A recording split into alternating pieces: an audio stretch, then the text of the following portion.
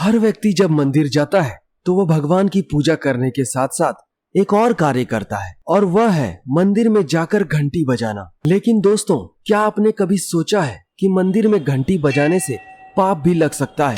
कई लोग जानबूझकर घंटी नहीं बजाते, यह सोचकर कि भगवान सो रहे होंगे और यदि मैंने घंटी बजाई तो उनकी नींद भंग हो सकती है। लेकिन क्या आप जानते हैं कि एक भक्त ने घंटी की वजह से ही मोक्ष प्राप्त किया था? तो आइए जानते हैं कि मंदिर में घंटी बजाना पाप है या पुण्य। मंदिर की घंटी से जुड़ी वो सच्चाई जो हर भक्त को जाननी चाहिए। श्री कृष्ण ने एक बार अर्जुन से कहा था, घंटी की ध्वनि ब्रह्मांडीय नाद का प्रतीक है। यह मन और आत्मा को परमात्मा से जोड़ती है। पुराणों और वेदों में भी घंटी को दिव्य नाद कहा गया है। यह केवल धातु नहीं, शुद्ध ऊर्जा का प्रवाह है। अग्नि पुराण में कहा गया है, घंटा नादम महापुण्यम पाप सहारकम शुभम, अर्थात घंटी की ध्वनि महान पुण्यदायी है और पापों का नाश करती है। आइए जानते हैं कि मंदिर में घंटी कब और क्यों बजानी चाहिए। जब आप मंदिर में प्रवेश करें तब आपको घंटी बजानी चाहिए ताकि देवताओं को सूचित किया जा सके कि उनका भक्त आ गया है। पूजा और आरती करते समय घंटी बजानी चाहिए ताकि वातावरण शुद्ध हो और ध्यान केंद्रित हो सके। घंटी की ध्वनि मन को जागृत करती है और चित्त को शांत करती है, इसीलिए ध्यान के पहले भी घंटी बजाई जाती है। सूर्य की ऊर्जा के साथ मिलकर घंटी की ध्वनि आध्यात्मिक कंपन को जन्म देती है, इसीलिए संध्या और प्रातः काल घंटी बजाई जाती है। आइए अब जानते हैं कब घंटी नहीं बजानी चाहिए। जब मंदिर बंद होने का समय हो जाए, यह ईश्वर की विश्राम बेला मानी जाती है, उस समय भूल करके भी घंटी नहीं बजानी चाहिए। जब मंदिर के कपाट बंद हो, भगवान के मंदिर के दरवाजे बंद हो गए हो, तो इसे ईश्वर की विश्राम की बेला मानी जाती है। इस समय भूल करके भी घंटी नहीं बजानी चाहिए। जब कोई विशेष तांत्रिक या मौन पाठ हो रहा हो, जैसे चंडी पाठ, महामृत्युंजय जाप, इस समय पर भी घंटी नहीं बजानी चाहिए। जब कोई शव यात्रा निकल रही हो या फिर मृत्यु से जुड़ा हुआ कोई समय हो, उस समय भी घंटी नहीं बजानी चाहिए। ऐसा माना जाता है घंटी की आवाज आत्मा को भटका देती है, इसीलिए भूल करके भी उस दौरान घंटी नहीं बजानी चाहिए। कभी भी घंटी को भूल करके भी दिखावे के लिए नहीं बजानी चाहिए। ऐसे करने से, घंटी बजाने से आप पाप के भागी बन सकते हैं। केवल प्रदर्शन या अहंकार में घंटी कोई बजा रहा हो तो वह पुण्य नहीं, पाप का भागी माना जाता है। भूल करके भी अशुद्ध शरीर के साथ घंटी नहीं बजानी चाहिए। शराब, मांस या किसी भी प्रकार का नशे का सेवन करके घंटी बजाना या मंदिर जाना धर्म विरुद्ध माना गया है। नींद या नशे की स्थिति में घंटी बजाना निंदनीय है और यह भगवान का अपमान माना जाता है। घंटी को भूल करके भी साधारण धातु न समझे, यह ईश्वर का आवाहन है और आवाहन का दुरुपयोग पाप है। आइए अब जानते हैं कब घंटी बजाने से पुण्य की प्राप्ति होती है। जब कोई भक्त सच्चे मन, भक्ति और स्वच्छता के साथ मंदिर में प्रवेश करता है और घंटी बजाते समय भगवान के नाम का उच्चारण या स्मरण करता है, तब घंटी बजाने से पुण्य की प्राप्ति होती है।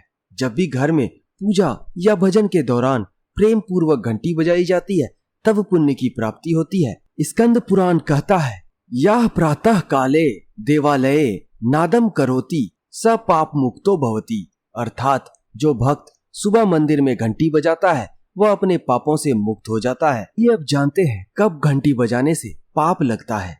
दोस्तों, अगर बिना श्रद्धा के केवल दिखावे में घंटी बजाई जाए, अगर किसी का ध्यान भंग करने या अशुद्ध अवस्था में घंटी बजाई जाए, रात्रि के विशेष समयों जैसे 12 बजे से लेकर 4 बजे के बीच में अनावश्यक रूप से घंटी बजाई जाए, तो इस तरह से घंटी बजाने से पाप लगता है। घंटी को सजावट या मजाक की चीज ना समझें, यह एक आध्यात्मिक यंत्र है। पुराणों में एक कथा आती है जिसके अनुसार प्राचीन काल में एक गांव में सुधीर नामक ब्राह्मण रहा करता था। वह अत्यंत निर्धन था पर भगवान विष्णु का परम भक्त था। हर दिन मंदिर जाता मगर उसके पास कोई विशेष भेंट नहीं होती थी। वह केवल मंदिर में प्रवेश करता, घंटी बजाता और कहता, हे प्रभु, आज फिर कुछ ना ला सका पर मेरी श्रद्धा ले लो। लोग उसका मजाक उड़ाते कि घंटी बजाकर आखिर तुम्हें क्या मिलेगा, केवल घंटी बजाने से कुछ नहीं होगा। लेकिन सुधीर उनकी बातों को हंसकर टाल देता। वर्षों तक सुधीर यही करता रहा। एक दिन वृद्धावस्था में जब वह मृत्यु के करीब था, तब उसने अंतिम बार घंटी बजाई और बोला, हे प्रभु, इस अंतिम नाद के साथ मुझे अपना बना लेना। और जैसे ही उसने घंटी बजाई, घंटी अपने आप बजती रही। फिर पूरे गांव ने देखा कि मंदिर के भीतर दिव्य प्रकाश फैला था। भगवान विष्णु ने सुधीर को साक्षात दर्शन दिए और कहा, हे सुधीर, तुम जो घंटी बजाते थे वह मेरे हृदय में घंटनाद करता था। तुम्हारे श्रद्धा और भक्ति से बजाई घंटी ने मेरे लोक में तुम्हें स्थान का अधिकारी बना दिया है।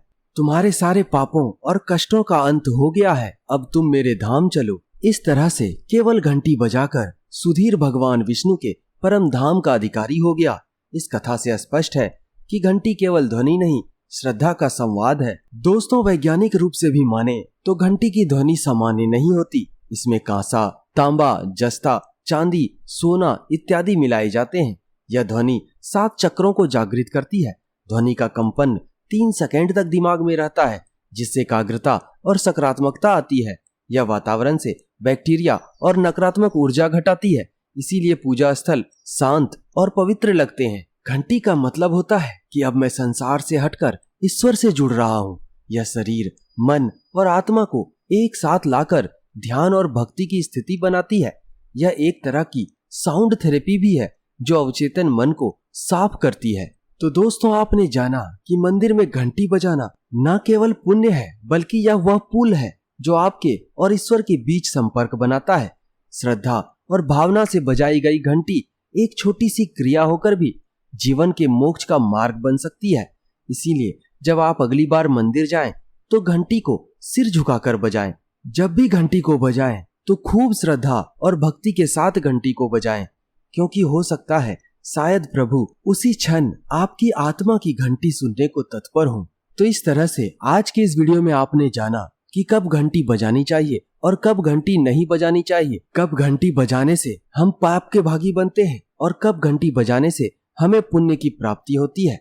दोस्तों, अगर आपको यह वीडियो ज्ञानवर्धक और प्रेरणादायक लगा तो इसे हर भक्त तक पहुंचाएं। घंटी की ध्वनि की तरह ही इस वीडियो की आवाज को फैलाएं और इसे शेयर करें। वीडियो अच्छा लगे तो इसे लाइक करें और कमेंट में बताएं कि आपने आखिरी बार कब और कहां घंटी बजाई थी। चैनल को सब्सक्राइब करना ना भूलें, क्योंकि हम लाते हैं वो बातें जो आत्मा को छू जाएं। जय श्री हरि विष्णु।